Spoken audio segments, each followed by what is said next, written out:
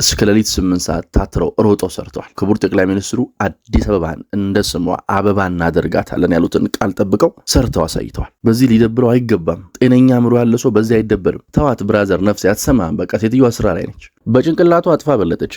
አንተ አሁንም ዘር ቁጠር፣ አንተ አሁንም ቃላት ሰንጥቅ፣ ተንቀሳቀስ ብራዘር። አለበለዚያ ስትመለስ ቆማ ካገኘሽ ሌላ ታሪክ ውስጥ ነው የምትገቡት። ከንቲባዋ ችላ አሳይታለች፣ ሰርታ አሳይታለች፣ ፈጽማ አሳይታለች። ወደድክም ጠላህም ጠቅላይ ሚኒስትሩ የሰጡት ቆራጥ አመራርነት እና ደግሞ የከንቲባዋ የማስፈጸም አቅም ተደምሮ አዲስ አበባን እንዲህ ውብ አድርጓታል። አብይና አዳነች አሸነፉ።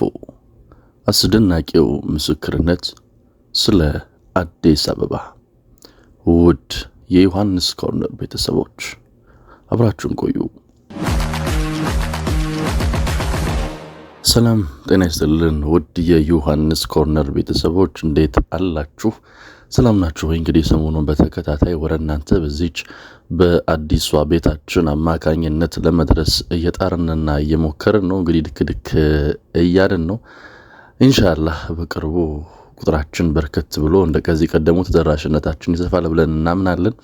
የጊዜ ጉዳይ ነው እንጂ እንደዛ መሆኑ የማይቀር ነው። ዛሬ በተወሰኑ ርዕሰ ጉዳዮች ላይ እንድንነጋገር ፈልገን መተናል። ከሰሞኑ የደቡብ አፍሪካው ፕሬዝዳንት ስለ አዲስ አበባ ተናግረዋል። የደቡብ አፍሪካው ፕሬዝዳንት ሲሪል ራማፎሳ በጆሃንስበርግ ከተማ ላይ ባደረጉት ንግግር ላይ አዲስ አበባ እጅግ የተዋበች እጅግ ጽዱ እንዲሁም ደግሞ ለኢንቨስትመንትም ጭምር የተመቸች ከተማ ሆናለች ሲሉ ተናግረዋል። Drove around in Addis Ababa, you could see people walking around at night because it is a lit up city. It is a clean city. You could see they walking around freely, lovers holding hands, and precisely the sight that many of you would like to see, of lovers walking in the street, holding hands, loving each other, but loving the city as well. Johannesburg used to be like that. ይህንን ንግግራቸውን ያደረጉት እንግዲህ የጂ20 የመሪዎች ስብሰባን ዝግጅት አስመልክቶ ባደረጉት እጅግ ዘለግ ያለ ንግግራቸው ላይ ነው። እንግዲህ ሰውየው ይህንን ንግግር ሲያደርጉ እና ጅሬ ምን ይሰማቸው ይሆን ብዬ አሰብኩኝ። እኔ ግን ሁለት ነገር አሰብኩ። ዝም ብሎ የመስራትን አሸናፊነትና በስራ የማውራትን ብቃት። ይህንን ስል እንዲሁ ዝም ብዬ አይደለም። ጠቅላይ ሚኒስትር አብይ አህመድና ክብርት ከንቲባ ወይዘሮ አዳነች አቤቤ የአዲስ አበባ የኮሪደር ልማትን ይዘው ሲነሱ ከባንዳ እስከ ባዳ እየተጠራራ ሲሰድባቸው ነበር። ሌላ ከተማ ያስቡ ይመስል፣ ሌላ ሀገር ያስቡ ይመስል፣ ሌላ ምድር ያስጌጡ ይመስል እየተጠራሩ ሲሳለቁባቸው፣ እየተጠራሩ ሲያሞኟቸው ነበር የነበረው። ዳሩ በስተመጨረሻ ግን እነሱ አሸናፊዎች ሆነዋል። ከዚህ ቀደም የኬንያው ፕሬዝዳንት ዊሊያም ሩቶ የአዲስ አበባን የኮሪደር ልማት በኬንያ ላይ ለመድገም እንደሚሰሩ ሲናገሩ መስማታችንም እንዲሁ የሚዘነጋ ጉዳይ አይደለም። እንግዲህ የኢትዮጵያ ፖለቲካ በጣም በሚያሳዝን ሁኔታ እኔ ያላቦካሁት አይጋገርም፣ እኔ ያልወጠወጥኩት አይጣፍጥም፣ እኔ ያላማሰልኩት አይበላም በሚሉ ሰዎች የታጨቀ መሆኑ በጣም ያሳዝነኛል። የአዲስ አበባ የኮሪደር ልማት ማየት የሚችል አካል ሁሉ ሊያውቀው የሚችለው ማየት የተሳነው ሰው ካልሆነ በስተቀረ የሚታይ የሚጨበጥ የሚነካ ነው። ታሳውሱ ከነበረ የፒያሳን የኮሪደር ልማት ታከው መፈንቅለ መንግስት ለማድረግ የሚሰሩ ሰዎች ነበሩ። የጅል ነገር እኮ እንደዚህ ነው። ጅል አይሞት እንዲያጫውት። እኔ ግን የፕሬዝዳንቱን ምስክርነት ስሰማ አብይና አዳነች አሸንፈዋል ብያለሁ። ይህን ያልኩበትን ሁለት ምክንያቶች ዘረዝራለሁ። አንደኛ በድፍረት ጀምረው በድፍረት ጨርሰዋል። ሁለተኛ ደግሞ በዝምታ ሰርተው የሚናገር ሐውልት አቆመዋል።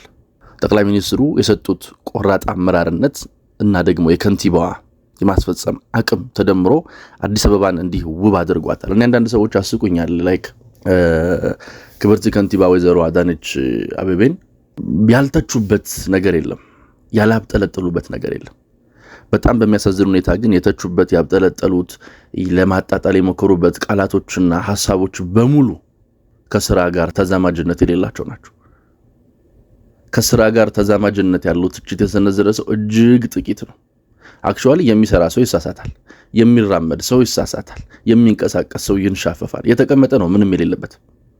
ከንቲባዋ ይህን የመሰለ ስራ ሲሰሩ ጥቂት የሆኑ ስህተቶች ቢፈጠሩ የሚገርም ነገር አይደለም። እንኳን አይደለም እንደ አዲስ አበባ አይነት ግዙፍ ከተማ፣ ብልሹ አሰራር የታጨቀበት ከተማ።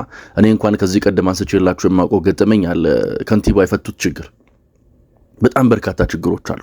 ከከፍተኛው አመራር የተደበቀና የተሸሸገ በታችኛው አመራር ሲድበሰበስና ሲንደባለል የሚውል ማለት ነው።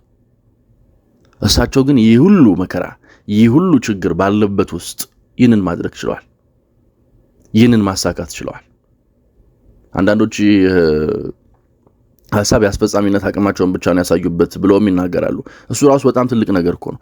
ስንቱ ሚኒስትርና ስንቱ እንትን አይደል ማስፈጸም እንኳን የማይችለውና የሚከብደው። እሳቸው ግን እንደ ወንድ ሮጠው እስከ ሌሊት 8 ሰዓት ታትረው ሮጠው ሰርተዋል። እሳቸውን በተደጋጋሚ እንዳሉት ደግሞ ክቡር ጠቅላይ ሚኒስትሩ አዲስ አበባን እንደ ስሟ አበባ እናደርጋታለን ያሉትን ቃል ጠብቀው ሰርተው አሳይተዋል።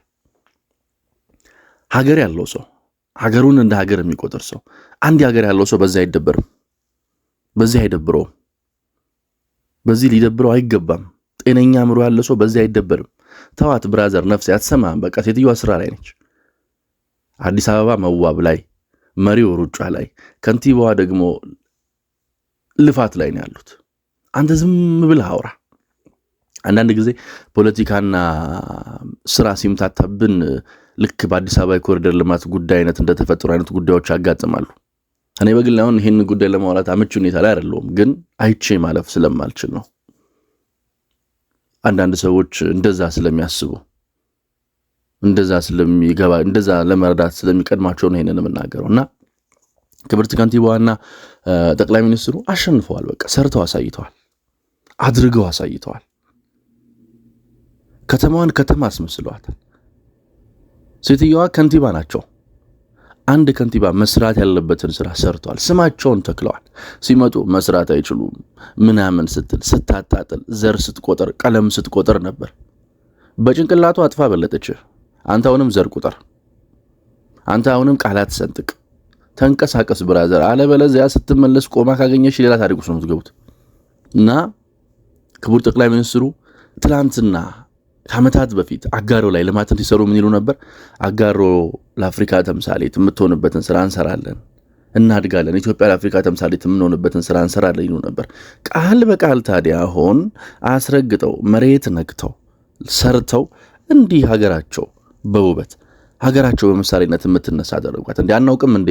አዲስ አበባ ካለፉት የአፍሪካ ህብረት ስብሰባዎች ጊዜ ባነር በማሰራትና ሽንት በሽንት መንገድ እየሸተተ በመቸገር አልነበር እንዴ የምንታወቀው? አልነበረም እንዴ የምንታወቀው? ለምን እንዋሻሻለን? ለምን እንካካዳለን? ለምን እንደባበቃለን?